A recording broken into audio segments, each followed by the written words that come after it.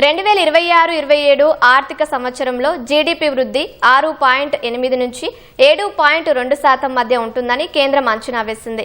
ఇది ప్రస్తుత ఆర్థిక సంవత్సరంలో అంచనా వేసిన 7.4% కంటే కాస్త తక్కువ. ప్రపంచ అనిశ్చితుల మధ్య స్థిరమైన వృద్ధి అంచనా జాగ్రత్తపరమైన అవసరమే కానీ నిరాశవాదం కాదని సర్వే వెల్లడించింది. బడ్జెట్ సమావేశాల్లో భాగంగా 2025-26 ఆర్థిక సర్వేను కేంద్ర ఆర్థిక మంత్రి నిర్మలా సీతారామన్ లోక్సభలో ప్రవేశపెట్టారు. ఇటీవలి కాలంలో తీసుకున్న విధానపరమైన సంస్కరణల ప్రభావాన్ని, వృద్ధి అంచనాలను పరిగణలోకి తీసుకున్నట్లు సర్వేలో వివరించారు. అమెరికాతో వాణిజ్య ఒప్పందం ఈ ఏడాది కుదిరే అవకాశం ఉన్నందున అనిశ్చితులు తగ్గుముఖం పడతాయని పేర్కొన్నారు. దేశంలో రిటైల్ ద్రవ్యోల్బణం తగ్గి 1.7% చేరింది. ఆహార వస్తువులు, కూరగాయలు, పప్పు దినుసులు ధరలు తగ్గడం వల్ల సామాన్యులకు ఉపశమనం లభించింది.